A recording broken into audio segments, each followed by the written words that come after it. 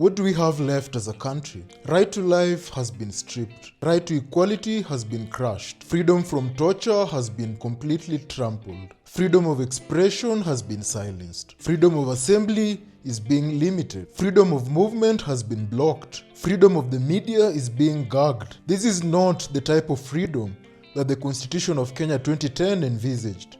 This is outright fear being sold to the Kenyan people, and it is wearing a badge and a uniform. On 25th June 2025, when Kenyans gathered to commemorate the happenings of 25th June 2024 during the finance bill protests, police shot freely at people.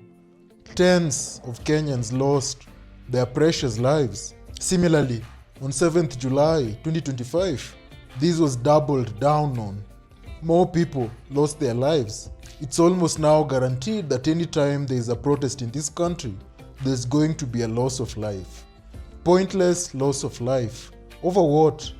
And to what end, surely? Peaceful protesters disappeared without a trace. Some are still missing to this very day. People who went missing during the last protests in June 2024, some are still missing to date. Whenever protests in this country, people disappear without a trace. Government is denying any involvement. Families are saying that their loved ones were taken away by cops because they were around and they saw these abductions taking place. But the government is completely denying the same, which leaves us to wonder what is really going on. Some protesters are killed every other protest day, shot dead during the protests, dying on the spot, some dying on their way to hospitals. It is so heart-wrenching seeing mothers cry on TV over the loss of lives of their sons. It is so heart-wrenching. It is so heart-wrenching. I don't know how government officials sit down and watch that and just feel nothing. It is so heart-wrenching. I really struggle watching that part of the news bulletin, just watching families engulfed in sorrow and sadness over the loss of their loved ones. Government, you can do better. Our government can do better. A generation walked onto the streets asking for what? Just dignity and respect for the rule of law by senior government officials. And what were they met with? They were met with bullets, both live bullets and rubber bullets, and tear gas. Quite unfortunate. Some call them Gen Z.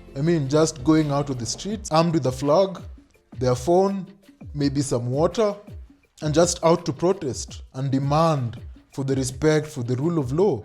Quite unfortunate that some of them went out there to protest and met their untimely deaths. We need to say it plainly and without fear of contradiction. And I'm saying it right now. Kenya is on the brink of becoming a police state. We are sinking back to the old days where we left.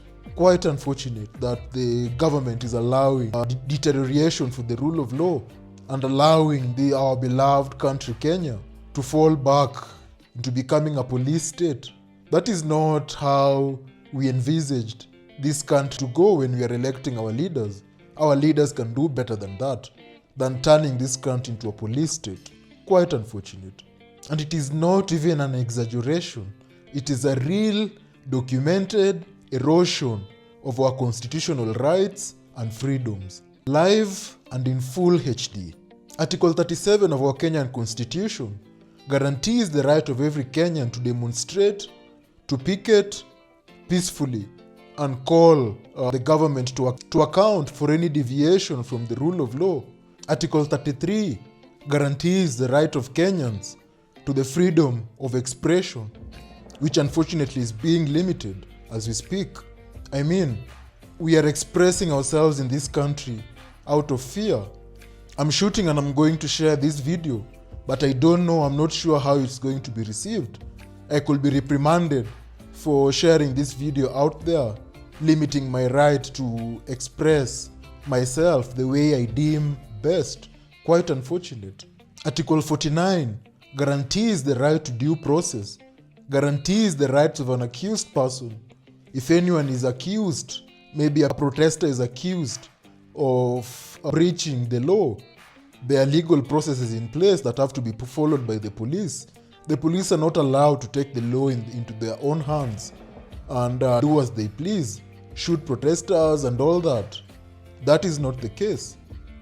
That is why Article 49 exists, to protect accused persons from government excesses, from police excesses. Article 25 protects Kenyans from being tortured, and yet every other day on social media or in the news you're still getting reports of Kenyans being tortured at the hands of police. Quite unfortunate.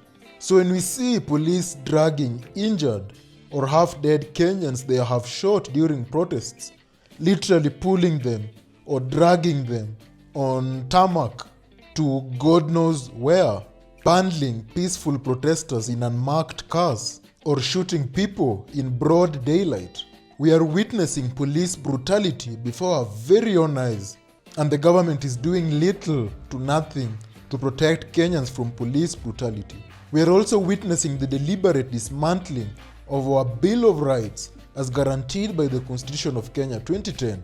Let's not even pretend that this is isolated, that the police were not overreacting. This is a pattern, a deliberate pattern, from all corners of this country, east, west, north, south. The message is the same. The message being portrayed is the same. Speak up and we'll silence you. We'll completely crush you. Say no and we'll crush you. This is the worst possible form of governance that is being actualized by our Kenyan government. We are literally being subdued by a government that is supposed to protect us. The president is constantly saying we will investigate, but where are the resignations after these investigations have been done? Where are these investigation reports that never get to see the light of day? And for the very few investigation reports, where are the findings not being actualized, with us seeing actual resignations of people who have been found culpable? Where are the prosecutions? The people who have been found culpable, why are they not being prosecuted in our courts of law? Where is the outrage from our halls of power? Why are our leaders silent? Why are they protecting their colleagues? You want Kenyans to pay for taxes with their blood, and you still want them to clap for you. Let's be very clear. Being tear-gassed while protesting is not normal. Being shot at while protesting is not normal. Being shot dead for demanding change is not normal, and we should not normalize it. Police officers are not meant to terrorize civilians, the very people they are supposed to protect. What happened to utumishi kwa wote? And when the law becomes a weapon instead of a shield, that's when a democracy begins to rot from the inside. So ask yourself, if this is how they respond to peaceful dissent, what happens when the people stop being peaceful? What happens when the silent majority stop being silent? They can shoot at us, they can throw tear gas canisters at us during protests, but they cannot take away our collective voice unless we give it to them, which we shouldn't. At least not until our grievances are heard and fully resolved. And maybe you're thinking, isn't this illegal? Wouldn't marching to State House or Parliament land us all in jail? Let me tell you one thing they never teach you in school. For the non-lawyers, if a large number of Kenyans or a majority of Kenyans decided to occupy State House, that could be legally justified under our constitution. Let me explain. It sounds insane until you realize the constitution is actually a contract between us, the people, and the government or the leaders who we elect to represent us. And just like any other contract, if one side breaches that contract or they break that contract, the other party has a right to walk away from it or even fight back. That's why Article 1 of the Constitution of Kenya 2010 says that all sovereign power belongs to the people of Kenya. That's why our Constitution of Kenya 2010 gives room deliberately for protests to possibly become revolutions. Because the law is not meant to protect the government from accountability, the law is meant to protect us or shield us from government excesses. The drafters of the Constitution of Kenya 2010 knew that days like these would arise. They knew that one day we might need to resist. So they left Article 37 on the right to protest vague for a reason. No restricted zones, no 100-meter rules, because when the system turns on its citizens, legal technicalities don't apply. Popular revolution has no playbook. So when you see thousands of people marching towards government buildings, it is not chaos. That's constitutional.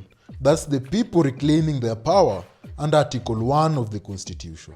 And you have to ask yourself, will they shoot all of us, or will they finally listen? Because this is about restoration. A broken system can't hide behind broken laws. Not anymore.